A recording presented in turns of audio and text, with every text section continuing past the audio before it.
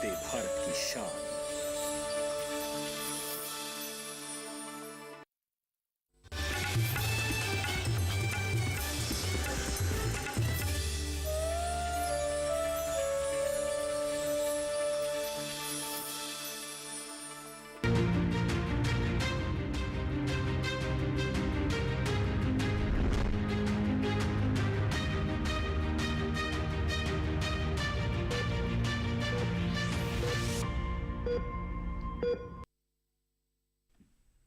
नमस्कार, आप सभी का स्वागत है स्वस्थ किसान कार्यक्रम में।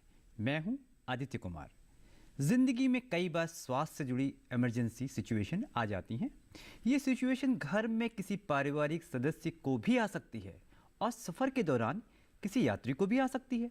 मिसाल के तौर पर दिल का दौरा पड़ना, बेहोश हो जाना या फिर पल्स ना चलना। ऐसी स्थिति में मरीज़ के आसपास मौजूद लोग अक्सर घबरा जाते हैं और उनकी समझ में नहीं आता कि क्या करें।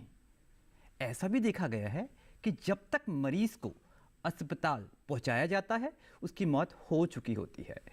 ऐसी इमरजेंसी सिचुएशन में सीपीआर काफ़ी मददगार होता है। ये एक ऐसी टेक्निक है जो डॉक्टरी मदद मिलने तक मरीज को राहत पहुंचाती है। ये तकनीक काफ़ी आसान है, कोई भी आम इंसान इसे कर सकता है। जी हाँ, कोई भी आम इंसान। स्वस्थ किसान कार्यक्रम में आज हम इसी बात पे चर्चा करेंगे। हमारा विषय रहेगा सीपीआर, जीवन रक्षक तकनीक। अगर आप इस बारे में कुछ पूछना चाहते हैं, समाधान चाहते हैं, तो निसंकोच अभी हमें इसी समय फ़ोन कर सकते हैं। हमारे टोल फ्री नंबर हैं 1800113060 और 1800113061। इस फ़ोन पे आपका कोई भी पैसा नहीं लगना है। आज के विषय पे बात करने के लिए हमारे साथ चार मेहमान मौजूद हैं। आइए आपको उनसे परिचय कराते हैं। हमारे पहले एक्सपर्ट हैं डॉक्टर राकेश गर्ग, जो एम्स में प्रोफेसर हैं, साथ ही में इंडियन रिससिटेशन काउंसिल फेडरेशन के सचिव भी हैं। डॉक्टर साहब, आपका बहुत बहुत स्वागत है हमारे कार्यक्रम में। सभी दर्शकों को नमस्कार। हमारी दूसरी एक्सपर्ट हैं डॉक्टर अमिता बिष्ट गरिया, ये भी इंडियन रिससिटेशन काउंसिल फेडरेशन से जुड़ी हुई हैं। आप बहुत इंपॉर्टेंट की हैं, आप ब्रांड एम्बेसडर हैं इंडियन रिससिटेशन काउंसिल फेडरेशन की। आपका भी स्वागत है मैडम। हमारी तीसरी एक्सपर्ट हैं डॉक्टर मणि पद्मा राभा। आप दिल्ली के इंदिरा गांधी हॉस्पिटल में एडिशनल मेडिकल सुपरिटेंडेंट हैं। आपका भी बहुत बहुत स्वागत है मैडम। हमारे चौथे मेहमान हैं डॉक्टर टी चक्रपाणी, जो इंडियन रिससिटेशन काउंसिल फेडरेशन में एक्टिविस्ट है, सीपीआर को फैलाते हैं, उसका फैलाव करते हैं। आपका भी बहुत बहुत स्वागत है डॉक्टर साहब। नमस्ते, गुड इवनिंग। हाँ, बातचीत की शुरुआत करने से पहले आइए देख लेते हैं एक रिपोर्ट।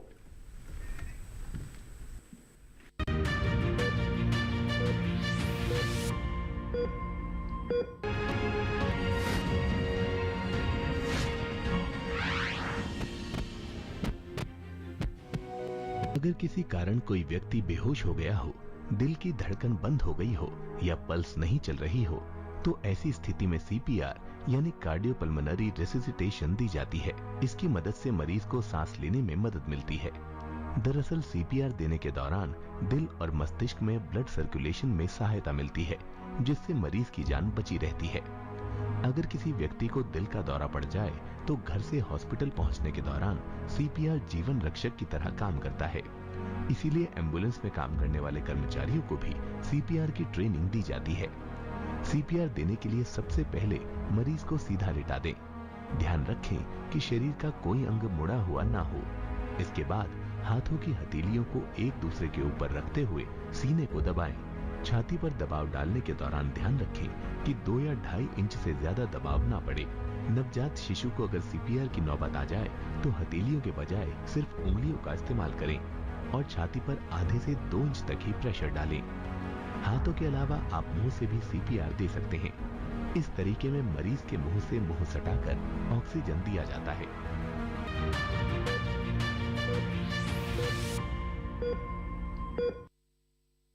तो आपने देखी एक बेहद ज्ञानवर्धक रिपोर्ट। आइए बातचीत की शुरुआत करते हैं। मेरा पहला सवाल डॉक्टर राकेश गर्ग आपसे है।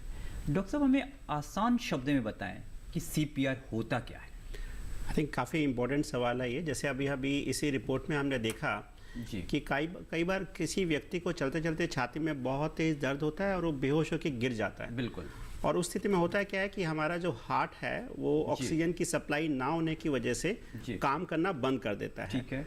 अब उसे एक मेडिकल केयर तो चाहिए, उसे हमें अस्पताल तो पहुंचाना है जहां पर कुछ प्रोसीजर्स किए जाएंगे ताकि हार्ट से काम करना शुरू कर दें। जी। लेकिन हमें समझना होगा कि हमारे शरीर के अंदर जो ऑक्सीजन होता है वो सिर्फ कुछ मिनटों के लिए होता है, 3-4 मिनट के लिए। ठीक है। अगर शरीर में ऑक्सीजन नहीं जाएगा तो मरीज का ब्रेन, बाकी ऑर्गन्स काम करना बंद कर देंगे जी। और उनको ऑक्सीजन काम जो प्रदान करता है वो हार्ट करता है, जैसे आपने वीडियो में भी अभी देखा। बिल्कुल। अब हार्ट ने काम करना बंद कर दिया है, ऑक्सीजन भी जरूरत है, तो हम क्या कर सकते हैं जब तक उसे एक मेडिकल इंटरवेंशंस नहीं किया जा सकता, हम उसे मैनुअल चलाते हैं। ठीक है। उस हार्ट को हम बाहर से छाती पे प्रेशर लगाते हैं, जिसकी वजह से जैसे वो खुद अंदर से धड़कना चाहिए और वो नहीं धड़क रहा है, हम उसको बाहर से प्रेशर कराते हैं ताकि जो ब्लड है हार्ट से वो डिफरेंट ऑर्गन्स में जा सके और मरीज की बचने की संभावना बढ़ जाए। बिल्कुल। इसी पूरी प्रक्रिया को हम कार्डियोपल्मोनरी रिससिटेशन, शॉर्ट फॉर्म में सीपीआर बोलते हैं। बिल्कुल डॉक्टर साहब, जैसा कि आपने बताया है कि जो ब्लड फ्लो है, जो ब्लड का बहाव है, सारे अंगों तक और मस्तिष्क तक नहीं जाने की वजह से मरीज की डेथ या मृत्यु होने की पूरी संभावना बनी रहती है। तो इस दौरान सीपीआर की तकनीक से आम आदमी वो ब्लड का बहाव बनाए रख सकता है जब तक कि उसको डॉक्टरी मदद नहीं मिलती है। ये कहना चाहते हैं डॉक्टर साहब? बिल्कुल, एब्सोल्युटली। बिल्कुल। मैं डॉक्टर अमिता गरिया बेस्ट का रुख करना चाहूँगा। मैडम, आप सीपीआर की ब्रांड एम्बेसडर हैं जी। तो आपका रोल काफ़ी महत्वपूर्ण हो जाता है अगर हम अपने देश की बात करें तो यहाँ पे सीपीआर को लेके जैसे कि आंकड़े बताते हैं उतनी जागरूकता है नहीं, आम आदमी उसके बारे में ट्रेंड है नहीं। जैसे कि डॉक्टर साहब ने अभी बताया कि बेहद महत्वपूर्ण टेक्निक है जिससे हम किसी की जान बचा सकते हैं और जान बचाने से बड़ा कोई धर्म हो नहीं सकता, जैसे कि हमारे धर्मों ग्रंथों में भी लिखा गया है। तो मैडम, क्या भूमिका आपकी रहती है और कितनी कमी है हमारे, हम अपने देश की बात करें तो? देखिए, सबसे पहले तो मैं इस सेकंड क्वेश्चन पे आपके आना चाहूँगी कि कितनी कमी है। टर्म तो लोग काफ़ी कुछ हद तक जानने लगे हैं कि सीपीआर क्या होता है। इधर कुछ 6-7 सालों से काफ़ी मीडिया में भी, सोशल मीडिया में, जैसे हमारा इंडियन रेसिस्टेंस काउंसिल फेडरेशन है, ये भी इस फील्ड में काफ़ी जागरूकता फैला रहा है। उसके अलावा न्यूज़ में या कहीं पे भी आता रहता है कुछ ना कुछ कि हाँ भाई सीपीआर कितना इम्पोर्टेंट है। तो लोगों को ये टर्म तो पता चल गया, बट कैसे उनको वो इनिशिएटिव नहीं लेते हैं कि हाँ हमें सीखना है। जानते हैं कि हाँ सीपीआर आना चाहिए लेकिन उसको सीरियसली लेते नहीं हैं। तो उस चीज़ में हम डॉक्टर्स कैसे करना चाहिए और जो लेमैन है उसके बीच की जो कड़ी हम होते हैं, हम उनको कहते हैं कि हाँ आप आइए और हम आपको सिखाएंगे फ्री ऑफ कॉस्ट और कैसे करना है। तो ये चीज़ है। और दूसरा, जहाँ तक सवाल है कि इंडिया में अभी बहुत, अगर हम कंपेयर करें तो बाहर पश्चिमी देशों के मुकाबले बहुत कम है यहाँ पे अभी नॉलेज। तो मैं तो ये मानती हूँ कि संजीवनी है ये एक तरह से सीपीआर, अगर आ जाए तो जीवन रक्षक। बिल्कुल, क्योंकि हाल फिलहाल में ऐसी घटनाएं हुई हैं जिसने हमें सीपीआर के महत्व को प्रमाणित किया है कि कितना आवश्यक है। अब समाचार पत्रों में भी ये बातें आई हैं और कई मशहूर हस्तियों ने भी ये बातों को कहा है। मैं डॉक्टर पद्मा आपका रुख करना चाहूँगा। मैडम, आप एडिशनल मेडिकल सुपरिटेंडेंट हैं दिल्ली गवर्नमेंट के हॉस्पिटल में, तो आप प्राइमरी हेल्थ से ताल्लुक़ रखती हैं। तो मैडम, ऐसी कौन सी बातों की तरफ हमें ध्यान देना चाहिए जिसमें इसमें और फ़ायदा लोगों को पहुँच सके? एक्चुअली बहुत सारे ऐसे शेल्टर होम्स होते हैं, रिमोट एरियाज़ होते हैं, तो वहाँ पे 24 आवर्स डॉक्टर या मेडिकल या पैरामेडिकल का सर्विसेज नहीं उपलब्ध होते हैं। तो उसमें क्या होता है कि अगर एक लेमैन को भी बेसिक आइडिया हो जाए तो कई बार क्या होता है, इवन 1% भी अगर आप वो रिवर्स कर पाते हैं, 1% भी आपने किसी का वो चांस, सर्वाइवल चांस बढ़ा दिया, तो बहुत ज़्यादा ही मतलब वो इस हिसाब से देखा जाए वो स्टैटिस्टिक्स बहुत बड़ी है। तो इसीलिए हम चाहते हैं कि मतलब इसमें बहुत ज़्यादा रोल है कि लेमैन को ये वाला नॉलेज स्प्रेड हो। बिल्कुल मैडम, यू राइट, बहुत अच्छे से आपने बताया है। इस बीच हमारे कार्यक्रम को देखते हुए हमारे एक दर्शक जुड़ चुके हैं, आइए उनका सवाल ले लेते हैं। राजस्थान से आपका बहुत बहुत स्वागत है राहुल जी, अपना सवाल पूछिए। नमस्कार जी। नमस्कार सर। हाँ, अपना सवाल पूछिए। मेरा डॉक्टर साहब से सवाल है कि कभी कभी सीने में एक तरफ तीखा दर्द होने लग जाता है और कुछ देर बाद मतलब बैठे रहने के बाद अपने आप सही हो जाता है। कभी कभी होता है, मतलब महीने में 1 या 2 बार। ठीक है, वैसे हमारा जो आज का विषय है वो हार्ट से संबंधित नहीं है, हमारी एक तकनीक से संबंधित है जिससे हम पुनर्जीवित इंसान को कर सकते हैं। फिर भी मैं डॉक्टर राकेश गर्ग को रिक्वेस्ट करूंगा कि अगर डॉक्टर साहब आप कुछ बताना चाहें। आपने जैसे बताया सिम्टम्स, तो आपको लगता है कि कोई हार्ट की दिक्कत रही होगी, तो आप इसको इग्नोर मत कीजिए। आपकी कुछ जांचों की ज़रूरत पड़ेगी तो आसपास जो भी आपके कोई भी हॉस्पिटल है वहाँ पर किसी चिकित्सक को दिखाइए, और नॉर्मल एक रूटीन टेस्ट करके आपको एग्जामिन करके बता पाएंगे कि कुछ सावधानियाँ या आगे कुछ करने की ज़रूरत है कि नहीं है। बिल्कुल राहुल जी, आपको जैसे डॉक्टर साहब ने बताया कि आपको एक विशेषज्ञ, किसी एक्सपर्ट्स के पास जाने की ज़रूरत है, वो जांचों के बाद भी किसी निष्कर्ष पे पहुंच सकते हैं। मैं डॉक्टर चक्रपाणी आपका रुख करना चाहूँगा। आप एक सीजन्ड ब्यूरोक्रेट रहे हैं और आप आज सीपीआर के प्रति जागरूकता फैलाने के लिए सीपीआर एक्टिविस्ट के तौर पे भी काम कर रहे हैं, ताकि आम आदमी का भला हो सके, और जो तकनीक जन जन तक जानी चाहिए उसके लिए आप काफ़ी मेहनत कर रहे हैं। क्या स्थिति हमारे देश में डॉक्टर साहब? मैं ये कहना चाहता हूँ कि हम अपने निदान फाउंडेशन जो संस्था है और सीपीआर के इसके फेडरेशन के साथ मिलके हम मोर इम्पोर्टेंटली गाँव में, टाउन्स में इसको फैलाना चाहते हैं। इसके लिए जो भी इन्वेस्टमेंट हो, फंड्स हो, मैनेक्विन्स हो, या डॉक्टर्स का असिस्टेंस की रिक्वायरमेंट हो, टेंट्स हो, कैंप्स हो, और उसको हम इसमें इन्वॉल्व होना चाहते हैं डॉक्टरों से, क्योंकि हमने अपने 24 आवर्स एम्बुलेंस चलाते हैं, उसमें हमने 2-3 कैजुअलिटीज़ देखे थे। तो जो गाड़ी में ही उनका निधन हो गया था, उस समय समझ नहीं आ रहा था कि ऐसा क्यों हुआ, जब तक हम पहुंचा रहे थे उनको। अब ये थोड़ी सी ज्ञान हमें भी बढ़ गया कि ये हार्ट अटैक की वजह से हुआ, कार्डियक अरेस्ट की वजह से हुआ है। तो अब एक सिस्टम हमें पता लग गया कि हम डॉक्टर तक पहुंचाने से पहले हम और क्या कर सकते हैं। तो हमारे जो एक्सपर्ट्स, हमारे जो गाड़ी चलाते हैं या अटेंडेंट्स हैं, उन्हें हम इसको 100% सिखाना चाहते हैं डॉक्टर्स के सहायता से, ताकि वो गाँव में इसको फैला सकें। बिल्कुल डॉक्टर साहब, आप यही कह रहे हैं कि जब आपने अपनी आंखों के सामने कुछ लोगों की मृत्यु होते हुए देखा और आपको लगा कि काश इनको सीपीआर आता तो इनकी जान बच सकती थी, तो आप में इसके प्रति और लगाव और लोगों को जागरूक करने के लिए आपकी इच्छा जागृत हुई। बिल्कुल वो काबिल तारीफ है। डॉक्टर राकेश गर्ग, हम आपका रुख करना चाहेंगे। डॉक्टर साहब, तो हर व्यक्ति के लिए सीपीआर सीखना क्यों ज़रूरी है डॉक्टर साहब?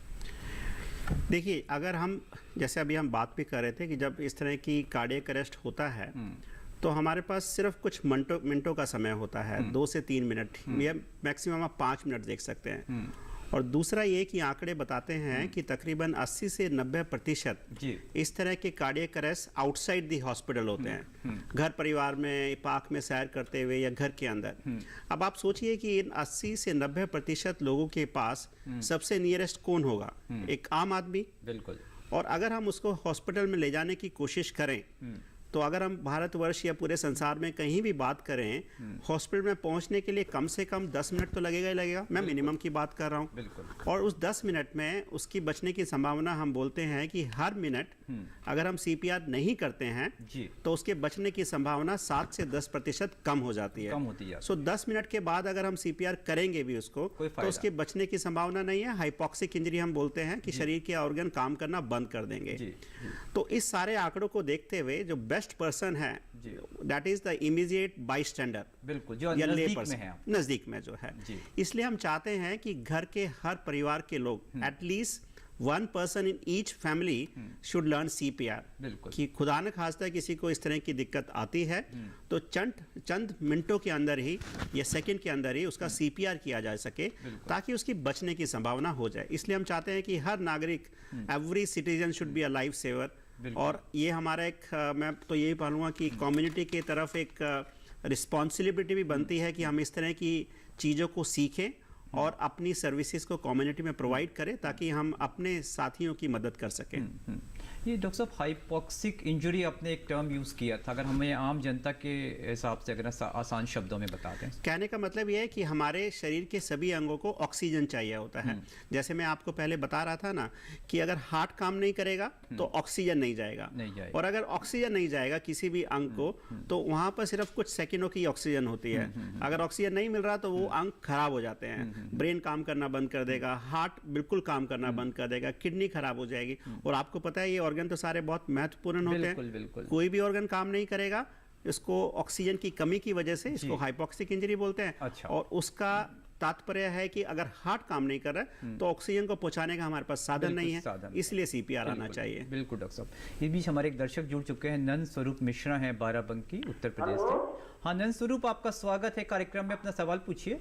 हाँ नमस्कार सर, मैं नंद स्वरूप मिश्रा हूं, बाराबंकी से। हाँ जी, मैं जानना ये चाहता हूँ कि सीपीआर सीखने के लिए आमजन को, व्यक्ति को कितना पढ़ा लिखा होना चाहिए और कौन से उसमें और ज्ञान क्या लेना चाहिए? बहुत अच्छा सवाल है। मैं फिर से डॉक्टर राकेश गर्ग आपका रुख करना चाहूँगा। देखिए आप नंदकिशोर जी, मैं आपको, नंद स्वरूप जी मिश्रा जी, आप ये बताइए कि क्या हमें कुछ एक स्किल सीखने के लिए पढ़ा लिखा होना ज़रूरी है? ऐसा मैं चाहता हूँ कि पूरा भारतवर्ष पढ़ा लिखा रहे, India should be a literate country, लेकिन हमें चलने के लिए, साइकिल चलाने के लिए, खाना खाने के लिए, खाना बनाने के लिए क्या पढ़ाई की ज़रूरत है? तो इसी के अगर हम इसको कॉर्लरी रखें, सीपीआर लिखने के लिए मैं ये नहीं कहूँगा कि आपको 10वीं 12वीं पढ़ा होना चाहिए। अगर आपके अंदर, मन के अंदर कुछ इच्छा है, आप कम्युनिटी को सपोर्ट करना चाहते हैं, तो एक बेसिक स्किल है। जैसे आप चाहते हैं ना, साइकिल जब आप चलाएंगे तो आपको एक बैलेंस आना चाहिए, कैसे पैडलिंग करनी चाहिए, उसी तरह से सीपीआर की एक स्किल है। आपको कहाँ कंप्रेशन करना है, किस स्पीड से करना है, कैसे करना है, अगर वो आप सीख जाएंगे तो मुझे लगता है पढ़ाई लिखाई की जरूरत नहीं है। बट मैं साथ में ये भी बोलना चाहूँगा कि everybody should have a basic education and let our country be literate country. बिल्कुल, पढ़ा लिखा होना तो अपने में सोने में सुहागा है, लेकिन अगर आप कम पढ़े लिखे भी हैं तो डॉक्टर गर्ग के अनुसार एक विधि है, एक विधा है जिसको सीखने के लिए कोई बेसिक क्वालिफिकेशन, मिनिमम जो आपका न्यूनतम शिक्षा होने का कोई उसमें ज़रूरी नहीं है। ये कहना चाह रहे हैं? बिल्कुल।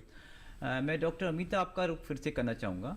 मैडम, जैसा कि अभी हमारी बातचीत से समझ में भी आ रहा है कि बड़ा मुश्किल होता है एक आम आदमी के मन में इसके लिए लगाव पैदा करना। क्या डिफ़िकल्टी आपके जो इंडियन रिसर्सिटेशन काउंसिल फेडरेशन है, जो उसको रेगुलेट करती है हमारे देश में, ये प्रीमियर बॉडी है, क्या डिफ़िकल्टी आती है आपको?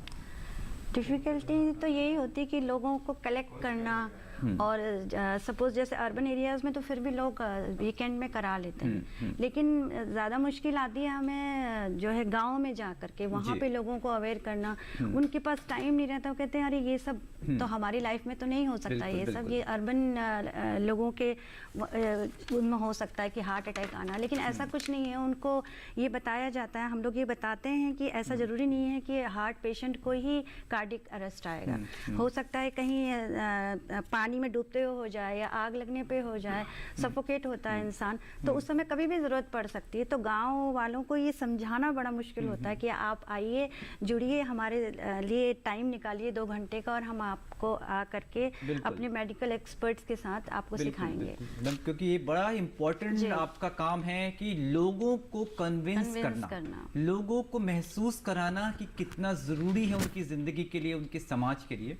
बड़ा इम्पोर्टेंट आपका काम रहता होगा, और इसमें काफ़ी बाधाएं भी आती होंगी और आप शायद उसको पार भी कर लेती होंगी। और कोरोना ने भी, मेरे ख्याल में हम उसमें भी बात करेंगे, इस दौरान भी सीपीआर लोगों के बीच जाके सिखाना एक बड़ा बहुत कठिन रहा होगा। नहीं, लेकिन तब भी हमने वेबिनार के थ्रू काफ़ी अवेयरनेस भी आपके इस विषय में बात करेंगे। डॉक्टर पद्मा, आपका रुख करना चाहेंगे। मैडम, अगर कोई व्यक्ति सीपीआर सपोज गलत तरीके से करता है, क्या नुकसान होने की संभावना बनी रहती है?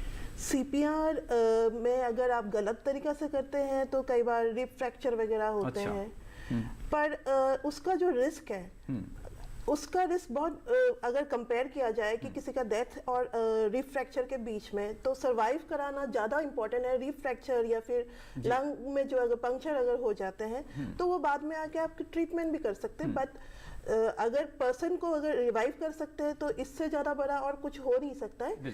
कई बार क्या होता है कि अगर लोगों को पता भी होता है सीपीआर कैसे करना है, उनको डिसीजन लेने में बहुत डर लगता है कि ये मैं करूँगा या मैं करूँगी तो कि कहीं गलत तो नहीं करूँगी, तो वो डिसीजन में वो टाइम वेस्ट हो जाते हैं। तो अगर ये वाला जो है रिस्क आप डॉक्टर्स को हैंडल करने के लिए रख के शुरुआत में ही आप अगर इसको सर्वाइव कराने के लिए, पेशेंट को सर्वाइव कराने के लिए अगर सीपीआर देते हैं तो इसका बहुत ही ज़्यादा फायदा होता है। बिल्कुल बिल्कुल। मैडम, आप यही कहना चाह रही है कि रिस्क और जो उसका फायदा है, फायदा ज़्यादा है बजाय जो उसके खतरे हैं। और अगर आप मरीज का जो ऑक्सीजन फ्लो है अगर वो बनाए रखेंगे तो तब डॉक्टर की टीम आने तक बाकी काम तो मेडिकल टीम ही करती होगी, लेकिन आम आदमी ये प्रयास ट्रेनिंग लेने के बाद कर सकता है। ये कहना चाह रहे हैं डॉक्टर साहब आप? बिल्कुल, आई थिंक ये सवाल इम्पोर्टेंट है। हम रिस्क की बात करना चाहते हैं इसमें। तो मैं तो बोलूँगा कोई रिस्क तो है ही नहीं ना आदित्य जी यहाँ पर। देखिए पेशेंट तो ऑलरेडी एक तरह से डेड ही है, अगर आप कुछ नहीं करेंगे तो इसका मतलब कुछ फायदा, हम जो भी करेंगे मैं तो ये बोलूँगा कि बेनिफिट ही है।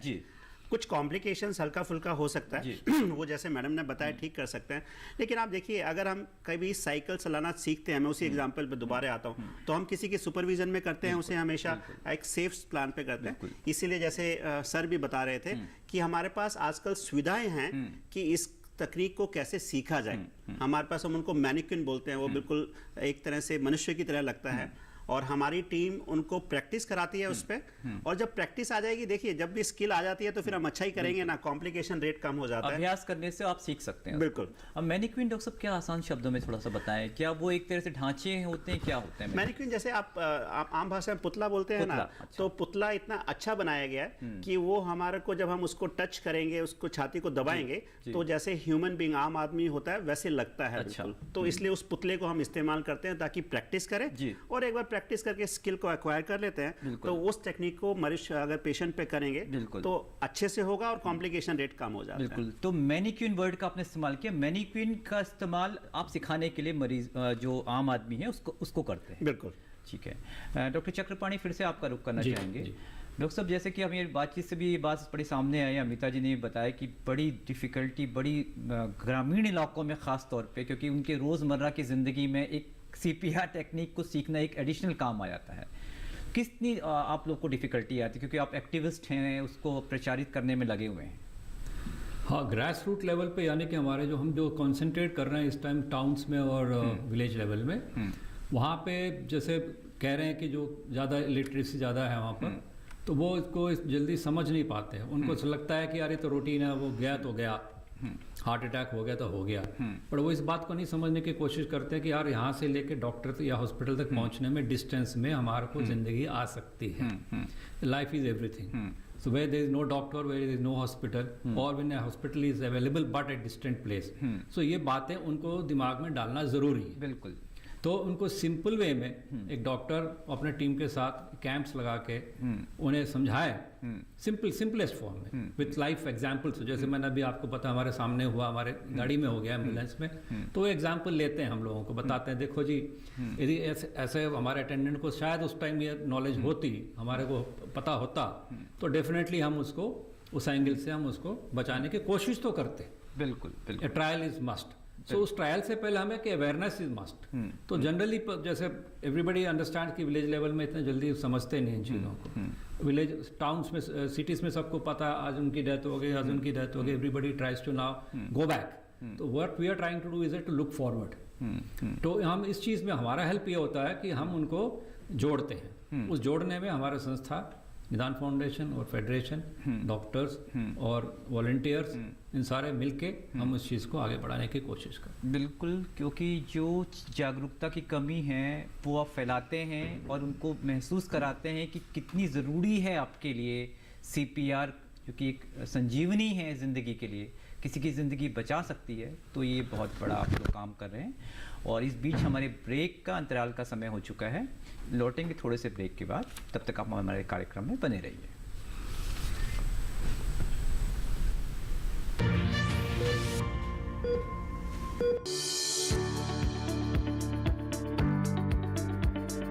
कृषि और पशुपालन है एक दूसरे के पूरक।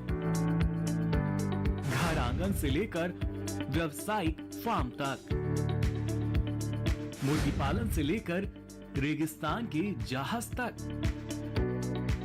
बीमारियों से अब पशुपालक ना हो परेशान। विशेषज्ञ करेंगे आपकी समस्या का समाधान। जुड़िए हमसे, पूछिए अपने सवाल। ईमेल के जरिए भी आप हमारे साथ जुड़ सकते हैं। हमारी ईमेल आईडी है ddkisanapc@gmail.com। हमारे टोल फ्री नंबर हैं 1800-113060 और 1800-113061। देखिए अपना पशु चिकित्सक हर रविवार शाम 6:30 बजे दूरदर्शन किसान चैनल पर।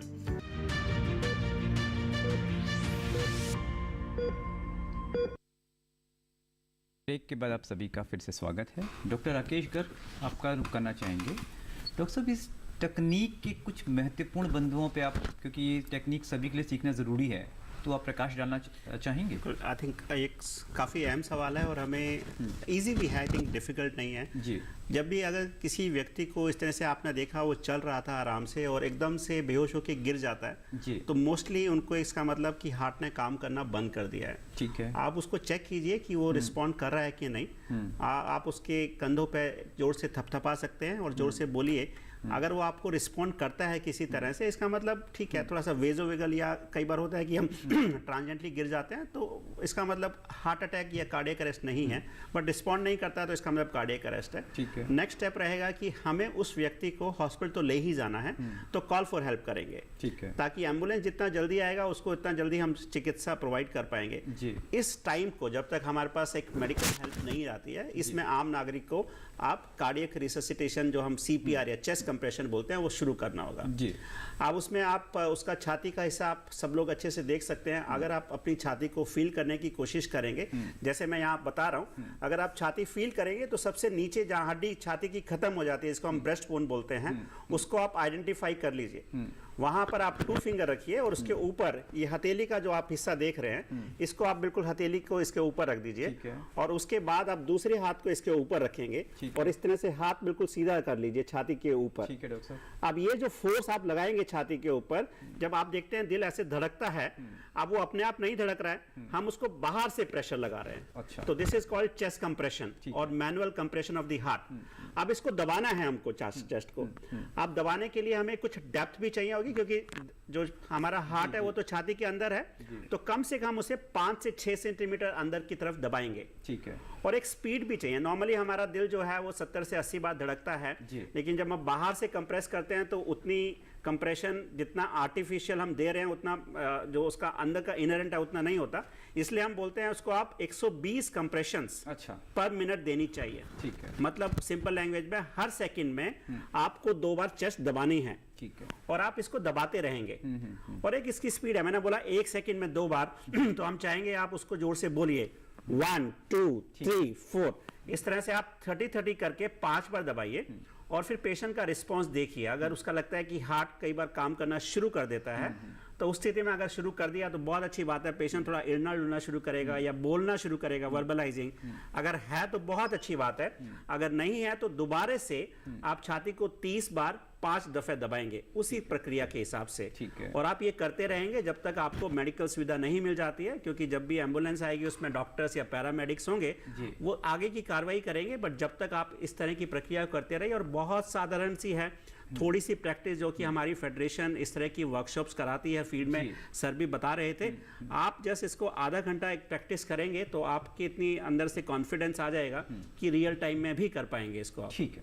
इस बीच हमारे एक और दर्शक जुड़ चुके हैं, आइए उनका सवाल ले लेते हैं। आनंद जी, बहुत बहुत स्वागत है आपका हमारे कार्यक्रम में। अपना सवाल पूछिए। हेलो।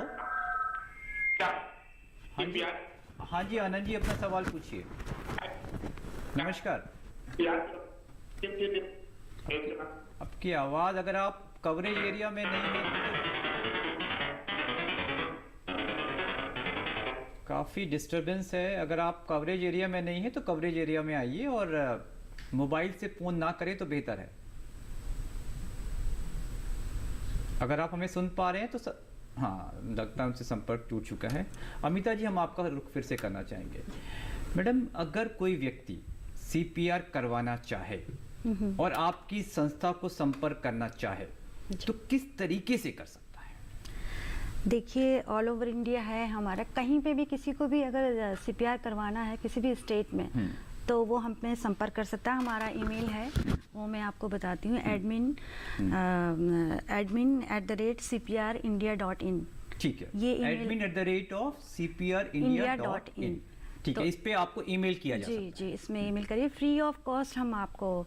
अच्छा, ये कोई चार्जेस नहीं है? नहीं, कोई चार्जेस नहीं है। अच्छा, तो अपने ये फ्री ऑफ कॉस्ट रखा है, जो कि एक हर व्यक्ति अगर जो पास पैसा देने की सुविधा नहीं है, शुल्क नहीं दे सकता, वो भी आपको संपर्क करेगा और आप लोग उसको फिर मतलब जो उसका जवाब देते होंगे। और क्या करवाते हैं उसके बाद? आप अरेंज करवाते हैं, डॉक्टर्स हमारे एक्सपर्ट जाते हैं और उनको लाइव डेमोन्स्ट्रेशन करवाते हैं, जैसा तो उस हिसाब से। हाँ, ठीक है। और आप अगर कोई भी इसमें इच्छुक हों तो जो इंडियन रिसर्सिटेशन काउंसिल फेडरेशन की जो ईमेल है उस पर आप ईमेल कर सकते हैं और संस्था आपको उसका जवाब देती है। जी देखिए, जैसे उन्होंने पूछा भी ना, अभी मेडिकल डिग्री की कोई ज़रूरत नहीं, जैसे अभी एक दर्शक हमारे पूछ रहे थे, तो हमें केवल हमारे ये 2 हाथ हैं, इनकी सहायता से हम किसी की भी जान बचा सकते हैं।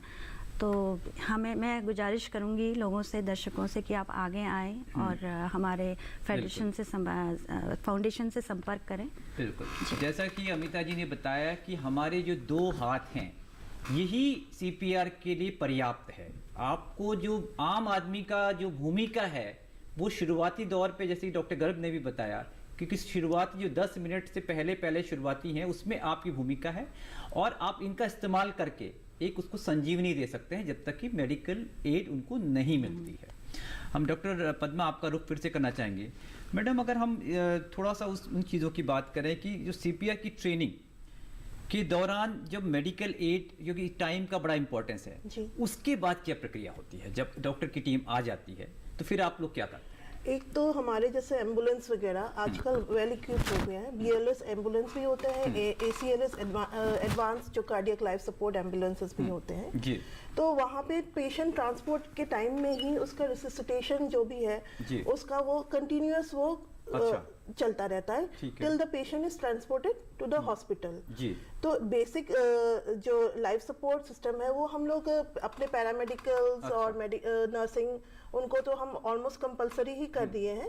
एंड एडवांस सिस्टम जो एडवांस कार्डियक लाइफ सपोर्ट वाले एम्बुलेंसेस है तो उसमें इवन जो इंटरवेंशन वगैरह भी हम करके, इवन आजकल जो है ट्रांसपोर्ट वेंटिलेटर्स वगैरह भी हो रहे हैं। तो जो काफी तकनीकी वे से हम अच्छा, वो आपकी एम्बुलेंस में वेंटिलेटर्स की सुविधा भी रहती है? जी। अच्छा, और कोविड के होते हुए अभी कोविड के बाद काफी एडवांस कर दिया है, हमें सुविधा भी दिया है, बहुत सारे ऐसे इक्विपमेंट वगैरह भी इजीली अवेलेबल कर दिए हैं जी। तो मैडम आप यही कह रही हैं कि मतलब सुविधाएं तो इस तरफ बढ़ी रही हैं और हमें जरूरत है उसका फायदा उठाने की। जी। डॉक्टर चक्रपाणी, फिर से आपका रुख करना चाहेंगे, आप इसमें क्या जोड़ना चाहेंगे डॉक्टर साहब, और आपके मन में आप क्या बताना चाहेंगे? जहाँ तक मुझे पिछले 3-4 साल के बाद ये तजुर्बा हुआ है कि CPR has become more like a first aid. जैसे हम घरों में आम आदमी फर्स्ट एड किट रखता है और बेसिक नॉलेज रखना चाहिए हर इंसान को, तो CPR is also become a part of our life. यदि हम इस चीज़ को ऐसा इम्बाइब करें, हर इंसान, हर नागरिक हर इंसान को ये बात पता लग जाए कि CPR, क्योंकि मौत तो किसी का कभी भी आ सकता है। बिल्कुल। सेलिब्रिटी हो, नॉन सेलिब्रिटी हो, फार्मर हो, बिजनेसमैन हो, it hardly makes a difference. So ये कब किसको कब आने वाला है ये किसी को नहीं पता होता। बिल्कुल। जैसे डॉक्टर साहब भी कह रहे थे, घर में भी पता होना चाहिए। तो वी आर टूवर्ड्स दैट। तो primarily we are trying to make the awareness at the grass root level. बिल्कुल बिल्कुल, जैसा कि देखिए CPR एक हमारे जीवन का अभिन्न अंग हमें बनाना चाहिए, यही हमारे एक्सपर्ट्स बार बार कह रहे हैं, क्योंकि इसमें आपका कोई पैसा नहीं लगना है सीखने में। आप अपने अड़ोस पड़ोस को, अपने घर में कोई घटना होने पे उसकी मदद कर सकते हैं और बड़ा सुकून मिलता है अगर आप किसी की ज़िंदगी बचाते हैं। तो डॉक्टर गर्ग, फिर से आपका रुख करना चाहेंगे। डॉक्टर साहब, अगर कोई व्यक्ति डूब रहा हो तो क्या करना चाहिए और इसमें और CPR में क्या अंतर होता है? बिल्कुल, ये काफ़ी अच्छा सवाल है, क्योंकि भारतवर्ष में काफ़ी वाटर बॉडीज़ हैं और वहाँ पर ज़्यादा प्रिवेंटिव स्ट्रेटेजीज नहीं है, तो इस तरह की चीज़ें होती रहती है। और आजकल आई थिंक आपका प्रश्न काफ़ी इंपॉर्टेंट है। ये भी देखने को मिला है कि यंग्स एडवेंचर्स करने के चक्कर में, सेल्फी लेने के चक्कर में अक्सर स्कूल के बच्चे निकल जाते हैं, कॉलेज के बच्चे, और वो वाटर बॉडीज़ में सेल्फीज लेने के चक्कर में काफ़ी इस तरह की इंसिडेंसेस आ रही हैं। तो साथ में मेरा सभी दर्शकों को ये भी रहेगा कि सावधानी तो रखिए, पर अगर ड्राउनिंग हो जाती है तो उसमें कुछ सावधानी है। 2 चीज़ होती हैं। अगर ड्राउनिंग हुआ और उसको जल्दी से निकाल लिया गया, ड्राउनिंग से आपका मतलब डूबने से अगर हम कोई भी व्यक्ति पानी के अंदर डूब जाएगा तो उसको ऑक्सीजन नहीं मिलेगा, तो सेम प्रोसेस है। और ऑक्सीजन नहीं जाएगा तो थोड़ी देर में ऑक्सीजन की कमी की वजह से शरीर का जो हार्ट है वो काम करना बंद कर देगा और उसको हमें फिर CPR देना पड़ेगा। बिल्कुल, साथ में CPR का यहाँ भी रोल आ जाता है। बिल्कुल, यहाँ रोल रहेगा, क्योंकि हार्ट काम नहीं कर रहा है तो कंडीशन कुछ भी हो, बिल्कुल, अगर हार्ट काम नहीं कर रहा तो जब तक उसको हम मेडिकल एड नहीं दे रहे हैं तब तक उसका CPR करना होगा। लेकिन साथ में काफ़ी इंपॉर्टेंट पॉइंट मैं बताना चाहूँगा कि एक कॉमन हम लोग ट्रेडिशनली देखते आए हैं और मूवीज में भी देखने को मिलता है कि अगर ड्राउनिंग विक्टिम को उस वाटर बॉडी से बाहर निकाला जाता है तो उसको उल्टा करके या सीधा करके पेट से पानी निकालने की कोशिश करते हैं। ये एक गलत प्रक्रिया है, क्योंकि आप सोचिए कि अगर जो पानी जाएगा वो यूजली पेट में जाता है, अगर 1 लीटर 2 लीटर पानी चला भी जाता है तो हम 1-2 लीटर पानी पीने से हमें कुछ दिक्कत तो नहीं होता है ना। व्यवहारिक बात बताइए। तो इसलिए उसको निकालने की कोशिश बिल्कुल मत कीजिए, क्योंकि उससे नुकसान भी हो सकता है। आपको ये देखना है कि वो मरीज सांस ठीक से ले रहा है कि नहीं ले रहा, हार्ट काम ठीक से कर रहा है कि नहीं, और आप उसको कॉल फॉर हेल्प सबसे पहले, क्योंकि हमें हॉस्पिटल तो ले जाना पड़ेगा, और उसको सीधा करके देखिए कि मरीज का रिस्पॉन्स है कि नहीं। और जैसे मैंने आपको अभी बताया सीपीआर की प्रक्रिया को करना है, आप सीपीआर स्टार्ट कर दीजिए उसका। बिल्कुल बिल्कुल डॉक्टर साहब। अभी इस बीच हमारे एक दर्शक और जुड़ चुके हैं, विपिन है सागर मध्य प्रदेश से। विपिन, स्वागत है आपका हमारे कार्यक्रम में, अपना सवाल पूछिए। जी सर नमस्कार। हाँ जी नमस्कार सर, मेरे 2 सवाल थे। मैं विपिन सागर मध्य प्रदेश से बात कर रहा हूँ। सर, पहला सवाल ये था कि सीपीआर के बारे में वैसे बेशक वो बता रहे हैं तो थोड़ा बहुत तो नॉलेज हो गया, पहले से भी जानते थे। अगर प्रॉपर ट्रेनिंग लेना चाहें या फिर जानना चाहें अधिक रूप से, तो हम कहाँ पे संपर्क कर सकते हैं? पहला सवाल ये था जी। और दूसरा सवाल सर ये था, क्या सीपीआर हम मिर्गी में भी दे सकते हैं? कहाँ पे ले सकते हैं? मिर्गी। ओके, मिर्गी की समस्या होने पे मैं दूसरा सवाल तो डॉक्टर गर्ग आपसे, और पहला सवाल अमिता जी आपसे पूछना चाहूँगा। अगर ये सीपीआर सीखना चाहते हैं तो कहाँ संपर्क करें, वो या आप फिर से दोहरा? तो अभी मैं फिर से दोहराती हूँ, हमारी वेबसाइट है, आप मेल डाल सकते हैं उसमें, admin@cprindia.in करके है, उसमें आप अपना जो प्रपोजल हमें भेजिए, हम आपसे कांटेक्ट करेंगे। बिल्कुल, जैसे अमिता जी बता रही हैं, admin@cprindia.in पे आपको ईमेल करनी है, और इनका जो ऑर्गेनाइजेशन है, संस्था है, वो आपको उसका जवाब देगी और आपकी सहायता करेगी। डॉक्टर साहब, दूसरा सवाल आपसे। सवाल आपने मिर्गी का पूछा। मिर्गी के अंदर उस मरीज को यूजली ब्रेन में कुछ दिक्कत होता है, हार्ट उसका ठीक ठाक से काम कर रहा होता है। हम जो सीपीआर की बात कर रहे हैं उसमें हार्ट की डिजीज की वजह से जब हार्ट काम करना बंद कर देता है तो उस प्रक्रिया को हम सीपीआर बोलते हैं। जो मैनुअल चेस्ट कंप्रेशन, हमने छाती पे दबाव डाल के हार्ट को बाहर से कंप्रेस करने की कोशिश कर रहे हैं, उसको सीपीआर बोलते हैं। बट आदित्य जी, मिर्गी का सवाल है तो मैं थोड़ा सा 1 मिनट बोलना चाहूंगा। मिर्गी का जो ताल्लुकात है वो ब्रेन से होता है, हार्ट काम करता रहता है, लेकिन ब्रेन के अंदर कुछ चेंजेस आते हैं, जैसे आपने देखा हो कि वो झटका मारना शुरू कर देगा, बेहोश होकर गिर जाएगा। तो आप कुछ सावधानियां रखिए, उस मरीज को कोशिश कीजिए कि आसपास कोई ऐसी चीज ना हो जिसके उस झटके के कारण या हिलने के चोट लग जाए, क्योंकि ये मरीज नीचे गिर सकते हैं, सीढ़ियों पे है तो नीचे गिर सकते हैं, अगर पानी बॉडी के पास है तो डूब सकते हैं, तो उनको एक सेफ जगह पे ले जाइए। हमारी कुछ धारणाएं हैं जो समाज में काफी देखने को मिली है कि मिर्गी की दौरा पड़ता है तो उसको जूता सुंघा दीजिए या मुंह में पानी डाल दीजिए, मुंह में छिड़का कर दीजिए पानी का, तो ऐसा नहीं करना चाहिए। कुछ लोग उसके मुंह में दांतों के बीच में चम्मच या अपनी उंगली भी डाल देते हैं, उनको लगता है कि उसे जीभ कट जाएगी तो नुकसान हो सकता है। तो ये सारी जो चीजें वो भ्रांतियां हैं, इससे फायदा तो कुछ नहीं होता, कभी कभी नुकसान भी कर सकता है। तो आप ये सब कुछ ना कीजिए। मिर्गी के दौरे को एक साफ सेफ प्लेस पे मरीज को रखिए, कॉल फॉर हेल्प, क्योंकि मरीज को एक चिकित्सक की जरूरत पड़ सकती है, उसे हॉस्पिटल ले जाना पड़ेगा हमें। और कोशिश कीजिए कि उस वक्त जब पेशेंट हिल रहा है उसको रोकने की कोशिश मत कीजिए, क्योंकि कुछ लोग हाथ पकड़ते हैं कि झटका रुक जाएगा तो जब मिर्गी का दौरा रुक जाएगा, ऐसा होता नहीं है, बट उससे इंजरी हो सकता है। उसको मुंह से कुछ खाने पिलाने को मत दीजिए। और काफी टाइम जब मिर्गी का दौरा कुछ सेकंड के लिए पड़ता है, उसके बाद मरीज थोड़ा सा सोता रहता है, सुस्त हो जाता है, नॉर्मल फिनोमेना है। काफी टाइम देखने को मिला कि कुछ बोलते हैं कि इसको उठा के रखिए, ये उठा रहेगा तो ठीक रहेगा, सो जाएगा तो दिक्कत हो सकती है। लेकिन जब हम उसको बार बार डिस्टर्ब करने की कोशिश करते हैं तो उसको दौरे बार बार पड़ते रहते हैं। तो उसको आप डिस्टर्ब मत कीजिए और उसको देखते रहिए ठीक से सांस ले रहा है कि नहीं, हार्ट काम कर रहा है कि नहीं। अगर हाँ तो बस वेट कीजिए हॉस्पिटल पहुंचाने का।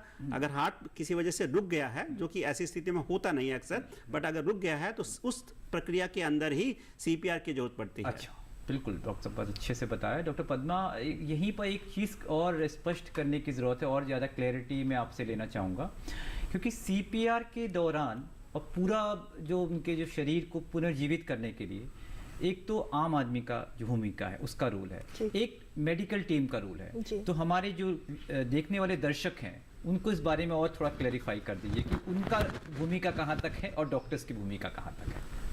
देखिए, जैसे जो कार्डियोपल्मोनरी रिससिटेशन या सीपीआर जिसको है, उसको आप अगर एडवांस मेडिकल के हिसाब से देखें तो उसमें आपके 3 वो होते हैं, advance cardiac life system, even paediatric advance life system support, और एक BLS जो बेसिक लाइफ सपोर्ट हम मेडिकल के जो वो होते हैं मेडिकोस एंड पैरामेडिकोस के लिए करते हैं। एडवांस वाले फिर और जो इंटेंसिव केयर के हिसाब से जो पब्लिक के लिए है वो है कंप्रेशन ओनली लाइफ सपोर्ट की या फिर कॉल्स करके।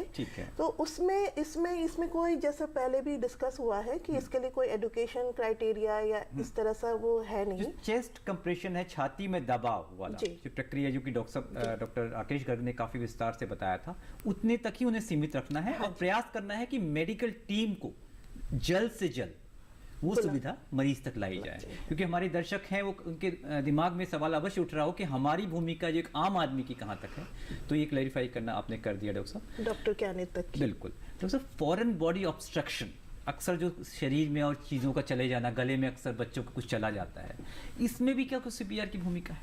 जैसे डॉक्टर राकेश ने पहले ही क्लैरिफाई किया है कि जहाँ पे हार्ट के स्टॉप हो जाते हैं, हार्ट फेल हो जाते हैं या धड़कना, वहाँ पे CPR का वो होते हैं। बाकी जो फॉरेन बॉडी रिमूवल के लिए वो एडवांस मेडिकल टीम के लिए इसके उनके वो उसमें भूमिका ज़्यादा है। अच्छा, तो इसमें डॉक्टर राकेश बहुत अच्छी तरह से आई थिंक बता पाएंगे। बिल्कुल डॉक्टर साहब का रुख करेंगे। इस बीच एक छोटा सा ब्रेक का समय हो गया है, हम छोटा सा ब्रेक लेंगे और लौटेंगे थोड़ी सी देर में। तब तक हमारे कार्यक्रम में आप बने रहिए।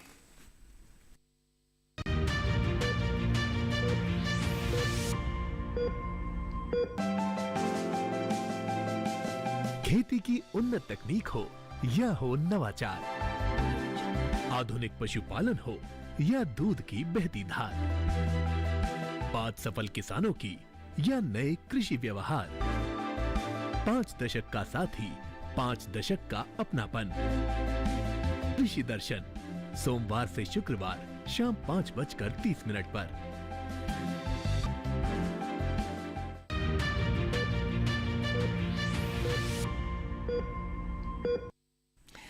ब्रेक के बाद आप सभी का स्वागत है और मैं डॉक्टर राकेश गर्ग फिर से आपका रुख करना चाहूँगा, जो कि डॉक्टर पद्मा ने फॉरेन बॉडी ऑब्स्ट्रक्शन की और बाकी बातें की, उस बारे में आपसे जानना चाहेंगे। डॉक्टर साहब, आपने जो है CPR के लिए इंडियन रिसर्चेशन काउंसिल फेडरेशन की गाइडलाइन भी बनाई है डॉक्टर साहब, जो कि आपने बताया था कि वो हमारे भारतीय परिवेश के लिए है, उस बारे में भी थोड़ा सा बताएं। बिल्कुल, जहाँ फॉरेन बॉडी की बात करेंगे तो हमारे गले के अंदर 2 नलियाँ होती है, एक खाने की नली, एक सांस की नली। जब हम खाना खाते हैं तो खाने की नली में जाता है, लेकिन कभी कभी किसी वजह से वो खाना जो हम खा रहे हैं वो सांस की नली में चला जाता है और वो रुक जाता है। अब वो जो खाना खाया या तो पूरी तरह से सांस की नली बंद हो सकती है, थोड़ी सी हो सकती है। आप सोचिए कि गले में अगर फंस जाए तो हम कुछ बोल नहीं पाएंगे, सांस नहीं ले पाएंगे, इसकी वजह से उस व्यक्ति की ऑक्सीजन की कमी की वजह से मृत्यु हो सकती है।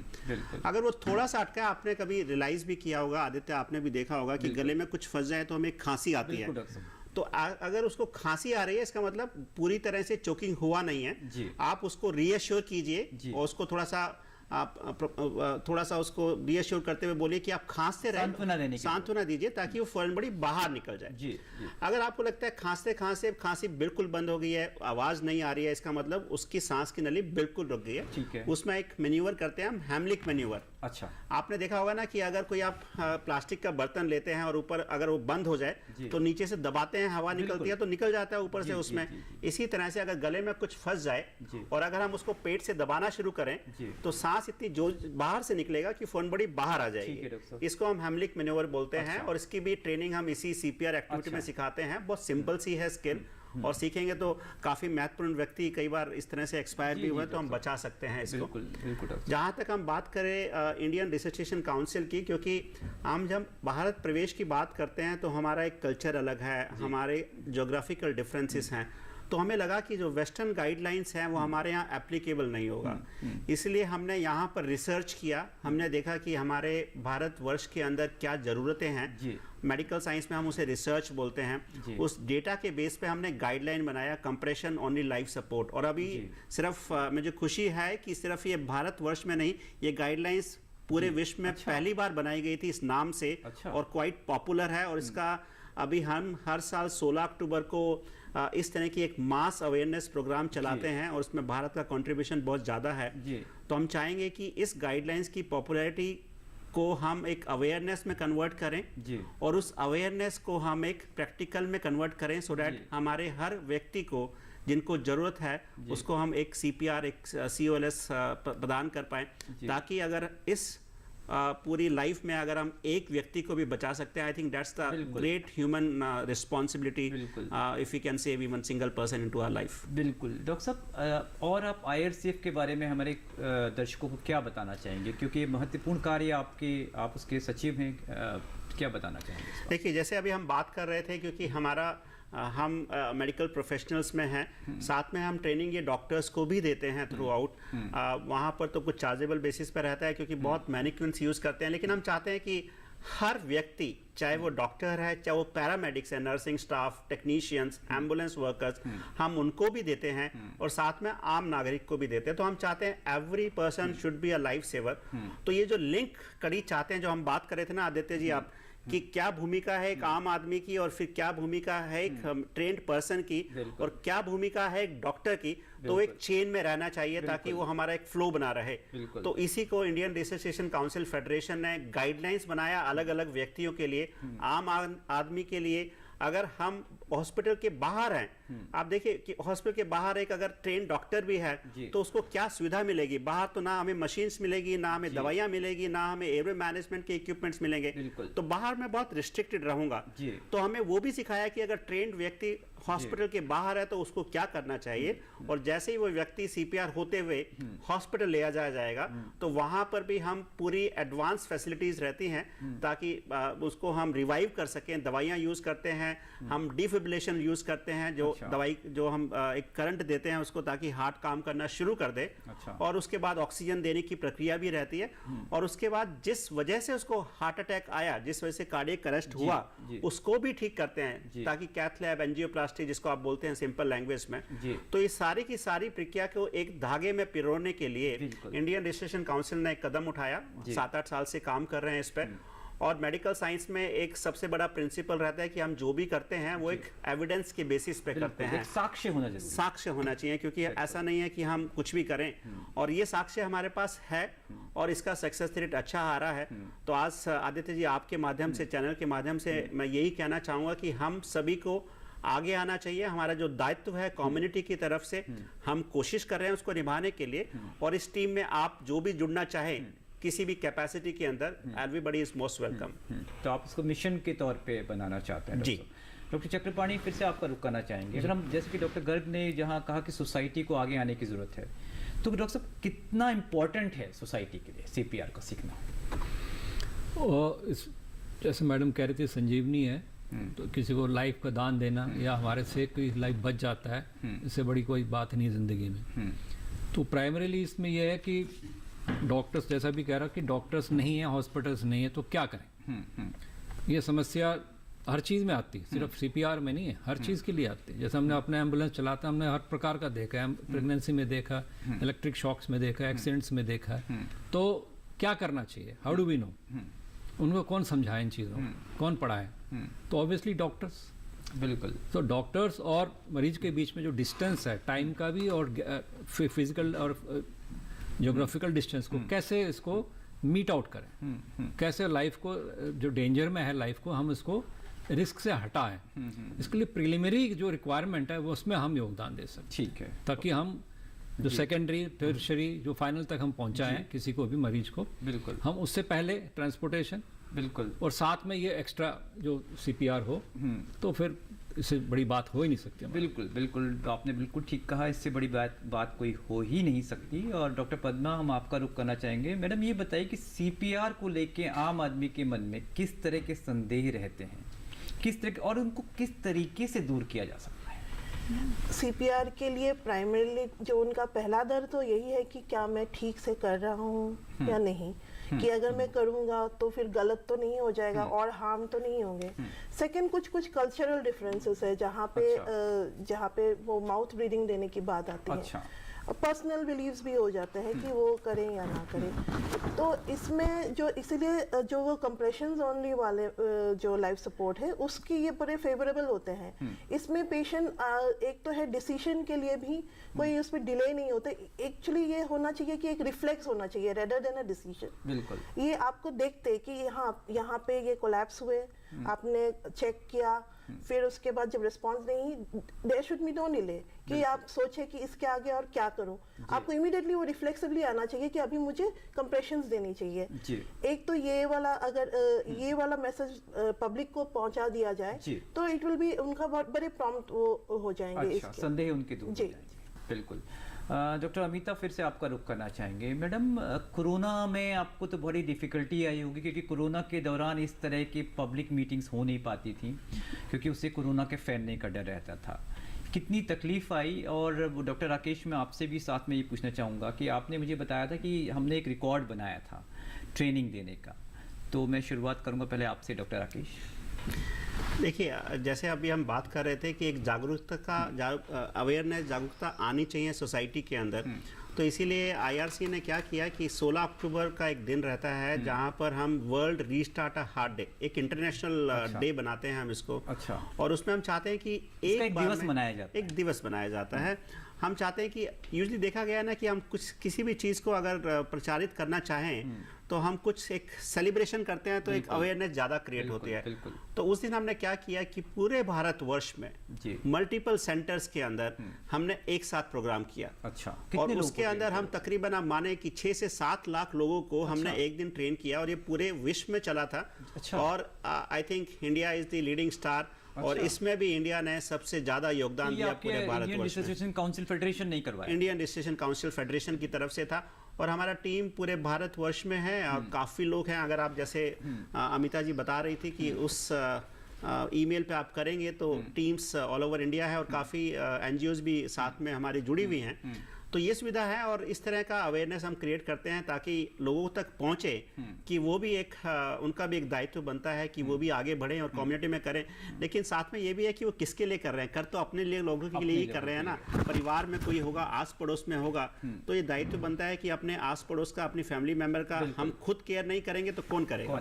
बिल्कुल, हमें ही कदम उठाने पड़ेंगे। और डॉक्टर अमिता, आपने बताया था कि ऑनलाइन माध्यमों से भी आपने कोरोना काल के दौरान ये अपना प्रशिक्षण चालू रखा था जी। तो इस विषय में आप क्या बताना चाहेंगे? देखिए, स्कूल एंड कॉलेजेस में भी उन दिनों तो बंद थे, तो हम लोगों ने उन लोगों से कांटेक्ट करके वेबिनार्स ऑर्गेनाइज करी और अपने इनफैक्ट वीकली हम एक एपिसोड करते थे उन लोगों के साथ, स्कूल के बच्चों को या कॉलेज के स्टूडेंट्स को लेकर के। और उस उनकी फिजिकल ट्रेनिंग संभव थी जी, उस समय फिजिकल ट्रेनिंग संभव नहीं थी, तो हमने वेबिनार के थ्रू किया और उससे काफ़ी लोगों को फ़ायदा भी हुआ। और दूसरा, हम साथ में मैं ये कहना चाहूँगी कि हमने सेलिब्रिटीज़ से हर कोई कनेक्ट होता है जल्दी, तो उनके एग्जाम्पल्स दे दे के हम लोगों ने, यूट्यूब में भी आप देखेंगे तो बहुत सारे न्यूज़ आती रहती हैं, आज उनके साथ ये हो गया, अगर CPR करते तो शायद बच जाते। अक्सर समाचार पत्रों में बातें आती रहती हैं मैडम। तो उससे कनेक्ट करने की कोशिश करते हैं कि देखिए ऐसा हुआ था, अगर CPR हो जाता तो काफ़ी जान बचाई जा सकती थी। तो यही है कि वो गोल्डन पीरियड में जो आम आदमी को करना चाहिए। बल्कि मैं यहीं पे अभी एक उल्लेख भी करना चाहूँगा, हमारी माननीय राज्यपाल एक प्रदेश की हैं, उन्होंने एक हवाई यात्रा के दौरान CPR के माध्यम से, वो खुद ही डॉक्टर हैं, और एक यात्री की जान बचाई। तो इससे हमें प्रेरणा मिलती है डॉक्टर साहब, अगर मैं गलत नहीं हूँ तो। बिल्कुल। तो यहीं से अब लगभग हमारे कार्यक्रम का समय लगभग समाप्त हो चुका है। आपसे संदेश लेना चाहेंगे डॉक्टर राकेश गर्ग। देखिए, कुछ हमारा समाज के प्रति दायित्व है और कुछ समाज से हम काफ़ी कुछ लेते रहते हैं जी। एक रिस्पॉन्सिबिलिटी मिलती है कि we should give something back to the community. CPR एक ऐसी टेक्निक है जो बिल्कुल हर व्यक्ति को आनी चाहिए, और अगर हम सेल्फिश भी बन जाते हैं तो सोचिए कि अपने परिवार में किसी को तो हम मदद कर सकते हैं। बिल्कुल। Every citizen should be a life saver, and these 2 hands can save somebody's life. It does not require money, it does not require a lot of infrastructure. It just requires a small training. एक छोटी सी training लेंगे और एक मन के अंदर एक भावना होनी चाहिए कि हम मदद करना चाहते हैं, सीखना चाहते हैं। आप जो भी सीखना चाहते हैं, हम आपकी मदद करने के लिए तैयार हैं, हमेशा तैयार रहेंगे। आप आगे बढ़िए, सीखिए और अपने कम्युनिटी के लोगों की हेल्प कीजिए। बिल्कुल, जैसे डॉक्टर राकेश गर्ग ने बताया कि आंकड़े बता रहे हैं कि हमारे देश में बहुत ही कम इसको ट्रेनिंग को, जो फॉर्मल ट्रेनिंग है वो बहुत ही कम लोगों ने ली है, जिससे हमें नुकसान ही है और हमें आगे बढ़ना चाहिए। बाकी IRCF तो मदद के लिए तैयार ही है। और डॉक्टर अमिता गरिया, आप क्या संदेश देना चाहेंगे? मैं भी लोगों से यही रिक्वेस्ट करूंगी, दर्शकों से अपने, कि आगे आएँ और हमें टाइम दें और CPR सीखें, और अपने आसपास भी जो लोग हैं अपना, जैसे डॉक्टर साहब ने बोला, सोसाइटी के लिए हमारा जो ड्यूटी है उसको फुलफिल करें। गांव में भी, शहरों में भी एक दूसरे से काफ़ी कुछ इंस्पायर होते हैं लोग। अगर हम करेंगे तो सामने वाला शायद वो भी इंस्पायर होगा कि इन्होंने सीखा है CPR या कुछ। तो ऐसे मैं दरख्वास्त करूँगी कि आप लोग टाइम दें और CPR सीखें, और अगर ज़िंदगी में एक बच्चे की भी या किसी की भी जान बचाएं तो वो हमारे लिए बहुत सुकून की बात होगी। बिल्कुल। डॉक्टर पद्मा, आप क्या संदेश देना चाहेंगी? मैं यही रिक्वेस्ट करूँगी कि ये प्रैक्टिस करे, सीखे, और जैसे saving life should be reflex. बिल्कुल, जैसे उसमें बिल्कुल टाइम वेस्ट नहीं करें। आपने देखा और आपको रिफ्लेक्सिवली ये आना चाहिए। बिल्कुल बिल्कुल। डॉक्टर चक्रपाणी, आप क्या संदेश देना चाहेंगे? जी, पहले तो मैं दर्शकों के कहना चाहूँगा कि आप बिल्कुल इस चीज़ से डरिए मत। अक्सर क्या देखते हैं कि हम लोग समझते हैं कि मैं ये कर रहा हूँ, शायद उल्टा हो गया, गलत हो गया, तो उसके पड़ोस, उसके घर वाले हैं, उसके लोग हमारे को रिस्पॉन्सिबिलिटी ठहरा देंगे। तो ये जो चीज़, जो विडम्बना है, इसको दिमाग से हटा दीजिए। नंबर 2 में ये कहना चाहूँगा कि स्कूल्स में, कॉलेजेस में बच्चों को, not really small children but definitely Elder children, they should be taught at the school level itself, college level at least.